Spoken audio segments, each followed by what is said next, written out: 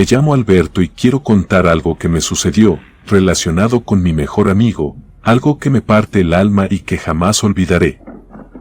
Mi amigo de quien les hablo se llamaba Roberto, teníamos la misma edad cuando sucedió todo y también cumplíamos años el mismo día. Pareciera ser que el destino nos quiso juntar, como anticipando que pasaría algo que solo se puede superar con la amistad. Teníamos tan solo 18 años cuando comenzó la pesadilla. Fue un día que mientras platicábamos él y yo junto con otros amigos, Roberto anunció que diría algo, pero que por favor no nos riéramos de él. Dijo que un demonio lo perseguía. Éramos adolescentes, y por lo tanto, nada tomábamos en serio y cuando nos dijo eso, todos dimos unas carcajadas que se escucharon en toda la escuela. Roberto solo inclinó su cabeza y se quedó en silencio. Viendo esa actitud, nos hizo pensar que tal vez él no estaba bromeando. Comenzaba ya el mes de agosto, el frío se empezaba a sentir y las salidas nocturnas del grupo ya no eran tan seguido, ni eso nos separaba, pues siempre nos juntábamos en mi casa con la consola de videojuegos para distraernos un rato. Me acuerdo que era una noche de sábado y aún era temprano, como las 9 de la noche. Ya teníamos 2 horas jugando videojuegos. Habíamos encargado una pizza y la estábamos esperando. A los pocos minutos sonó el timbre y Roberto me miró como diciendo que yo fuera a abrir la puerta. Me levanté del sillón, recorrí el largo pasillo que divide la sala con la puerta de entrada y me alegré al ver que efectivamente era el pedido de la pizza. Pagué, di las gracias y volví para la sala. Habían pasado unos 3 minutos solamente. Unos cortos 3 minutos que me demoré, llegué a la sala y Roberto ya no estaba. Pensé que había ido al baño. Puse la pizza sobre la mesa y me volví a sentar. A los pocos segundos, logré escuchar un tenue murmullo, como si alguien estuviera balbuceando o llorando en voz baja. Me levanté del sillón, traté de seguir el sonido y no demoré en descubrir de dónde provenía. Primero pensé que se trataba de una broma, pero cuando miré más detalladamente, comprendí que eso era algo serio. Roberto estaba sentado en el piso, en un rincón de la sala donde no había casi luz. Quedé perplejo al ver cómo le temblaba todo el cuerpo. Era Roberto el de los murmullos y balbuceos. Tenía su cabeza inclinada y la cubría con sus rodillas y brazos, como un niño que se oculta de algo, como si escapara de alguien. Me acerqué. Me arrodillé frente a él y le toqué los brazos para tratar de moverlos y poder verle la cara. El grito de espanto que dio apenas lo toqué me hizo estremecer y al mismo tiempo congelar la sangre. Le dije que era yo, sin embargo, parecía estar fuera de sí, como si hubiera vivido el espanto más grande de su vida. Tan solo movía sus brazos como tratando de defenderse, de escapar, de salvar su propia vida. Logré abrazarlo con todas mis fuerzas, mientras él gritaba desesperado. Estuvimos así unos 10 minutos, aferrados en ese rincón, sin que yo lo soltara y sin que dejara de llorar. Una vez que se tranquilizó, logré levantarlo y sentarlo en el sillón, le di un vaso de agua y le aseguré que no había nadie más ahí. Después de que estuvo más calmado, levantó su mirada y comenzó a mirar alrededor, como tratando de asegurarse de que no hubiera nadie más, y una vez que se convenció de eso, me relató una historia que casi me hizo salir el alma del cuerpo. Me dijo que todo había empezado el mes pasado, en la primera semana de vacaciones. Esa tarde de lunes había ido a la cancha conmigo y los demás chicos y habíamos compartido un rato en la esquina de su casa. Luego dijo que después de que nosotros nos habíamos ido él se había ido a su casa. Todo marchaba normal hasta que llegó la hora de acostarse a dormir. Tuvo una pesadilla que lo despertó y a partir de ese momento, comenzó a sentir algo que nunca antes había experimentado, pero que hasta ese día lo acompañaba.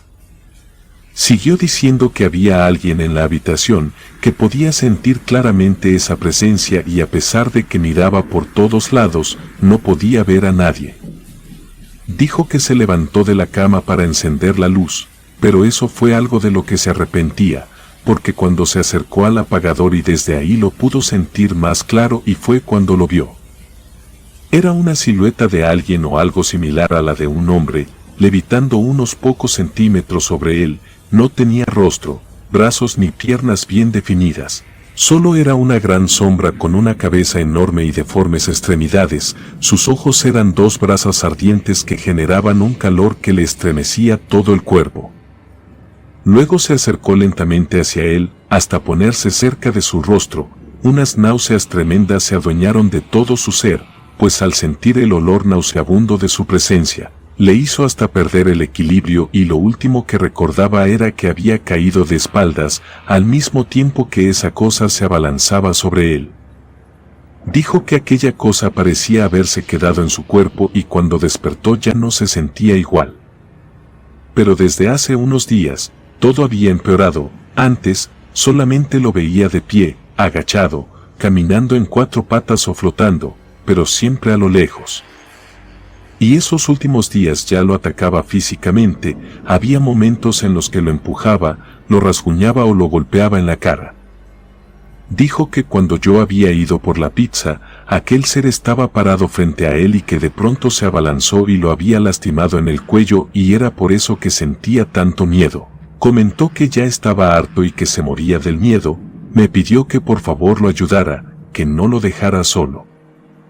Esas palabras me dejaron sin habla. No había razón lógica que me diera la posibilidad de comprender lo que acababa de decirme. Eso no podía ser real. No le podía estar pasando eso a mi mejor amigo y no tendría que ser así.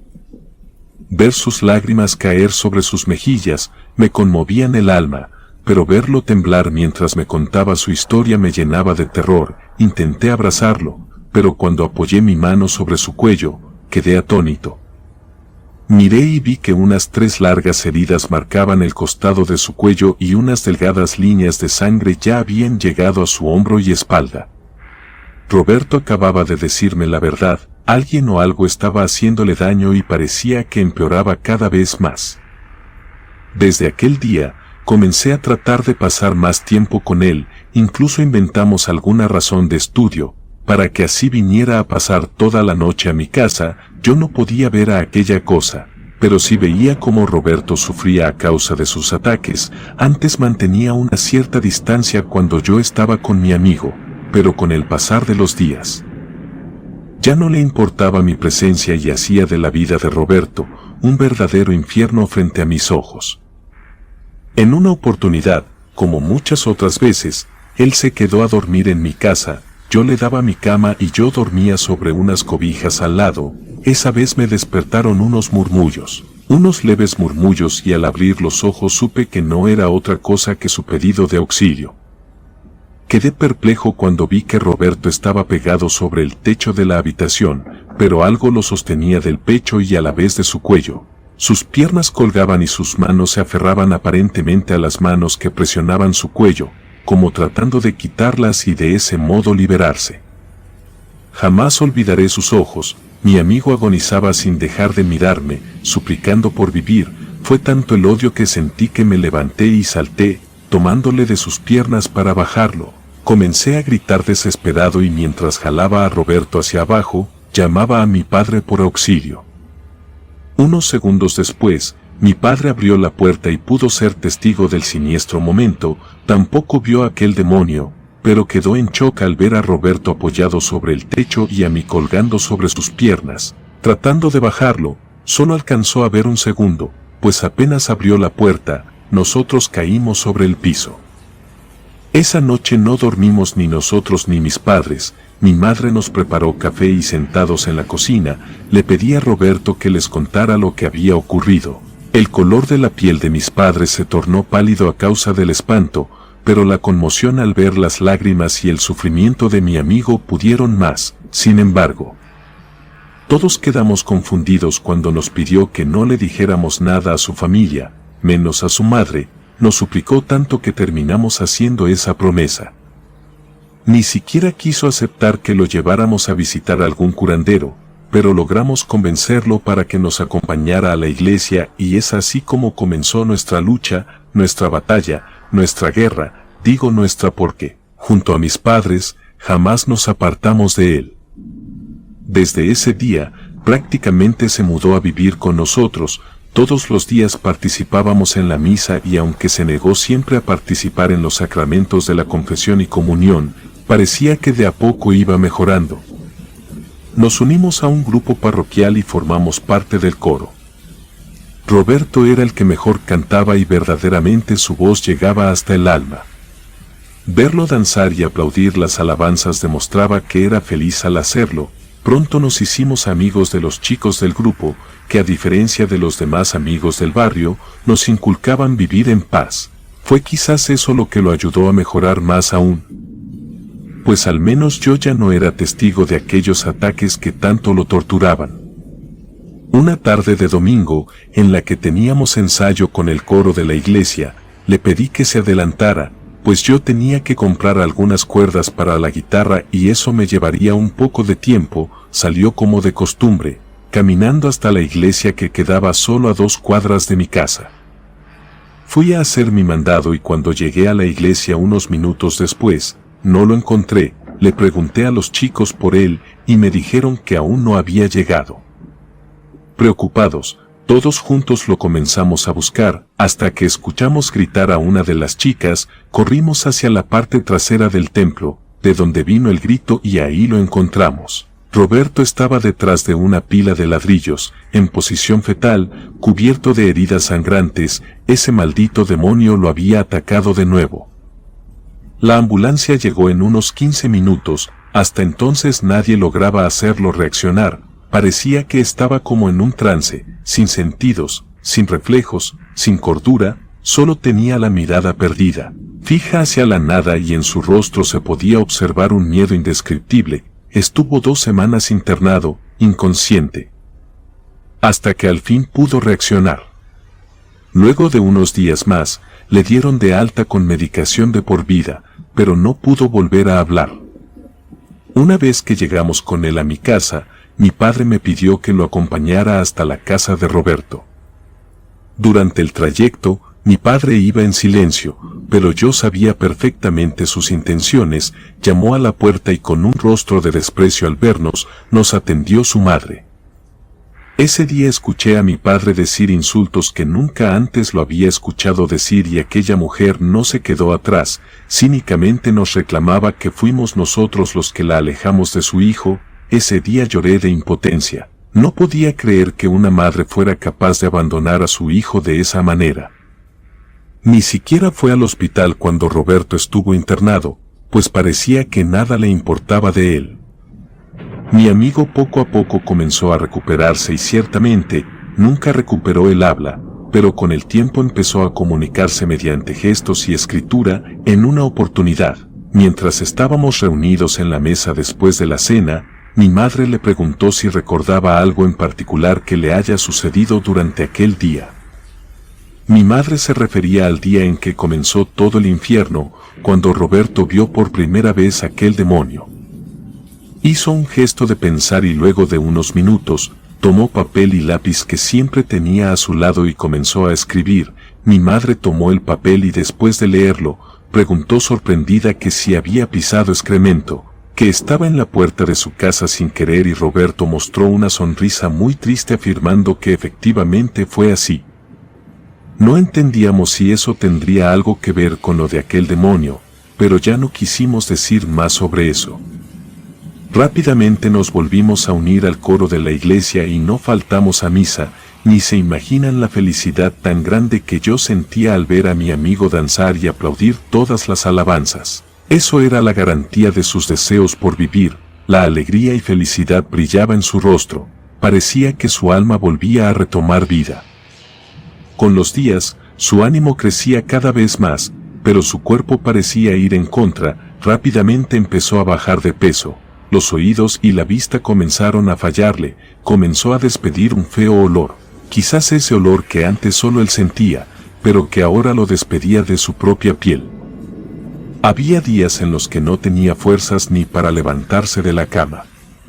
Con el tiempo, pasó a depender de una silla de ruedas, pero aún así siempre sacaba fuerzas de donde fuera para sonreír. Ya casi no escribía, pero un leve susurro y su intento por levantar sus manos nos hacía saber que ya era hora de ir a misa. Ahí estaba él, en medio del templo y en plena misa, rodeado de muchos jóvenes que lo sostenían para mantenerlo de pie. A pesar de que su cuerpo estaba cadavérico y su piel pálida pegada a sus huesos, él parecía danzar, sus ojos brillaban al estar ahí y eso aún mostraba vitalidad. Su sonrisa parecía quebrar sus labios mientras intentaba cantar con nosotros, los que lo agarrábamos de sus brazos, lo levantamos para unir sus palmas y de ese modo sentía aplaudir como tanto le gustaba hacer.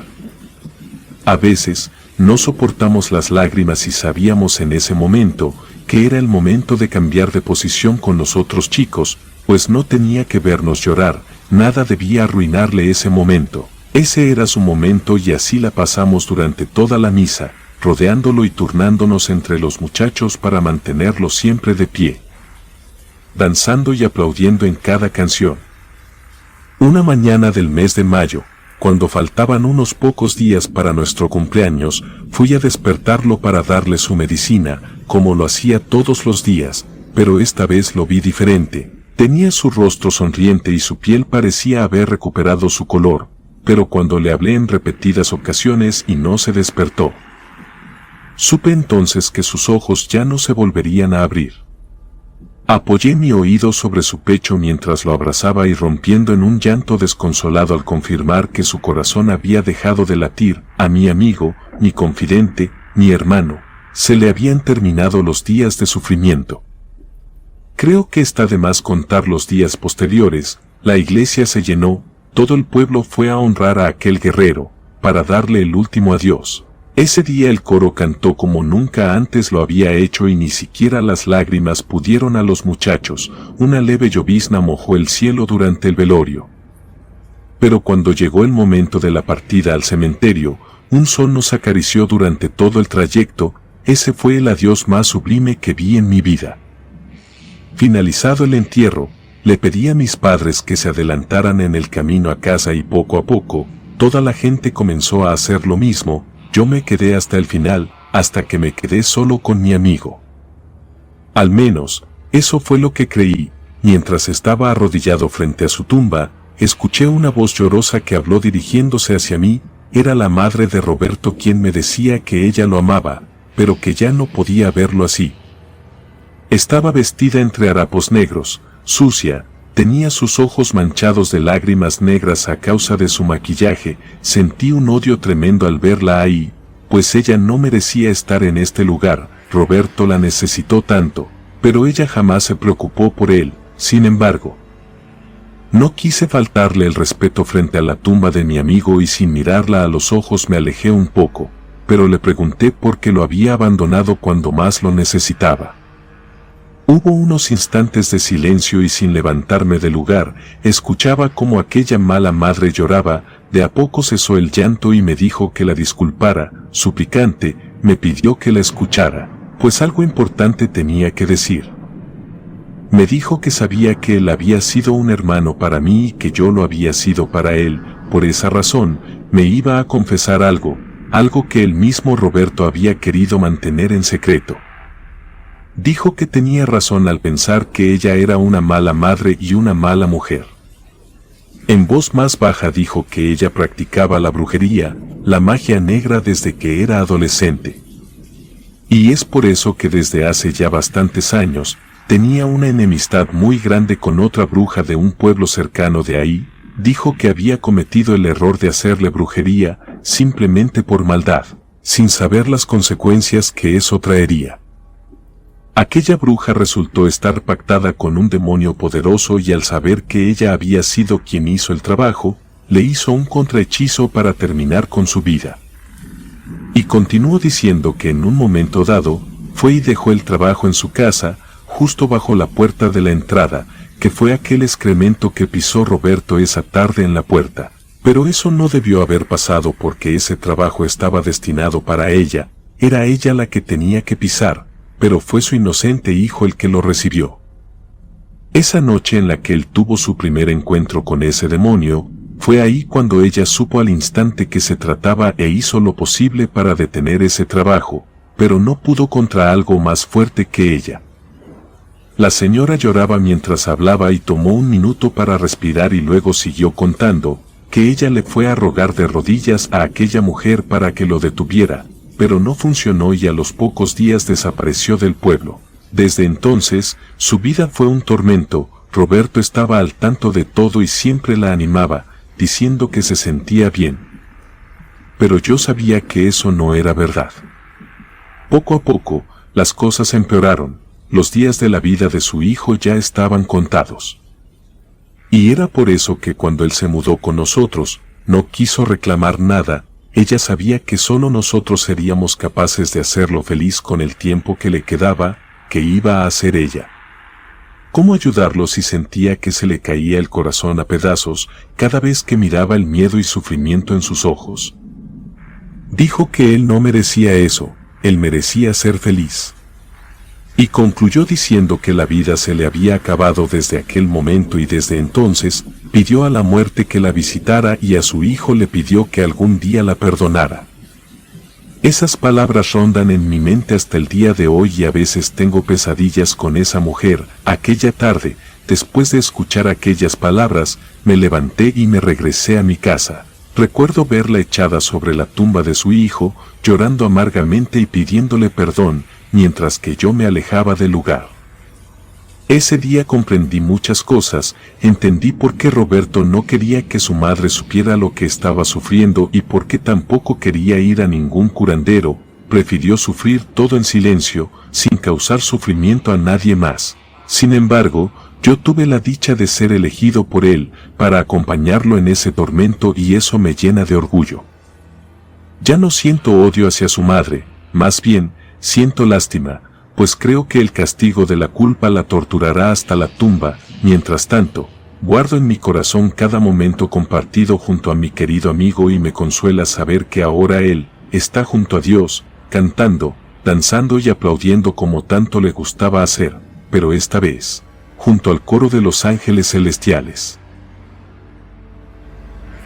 Comunidad de relatos de terror, quiero invitarlos a visitar nuestro canal secundario, Voces Siniestras. En este canal encontrarán más de nuestro contenido que no ha salido a la luz en nuestro canal principal.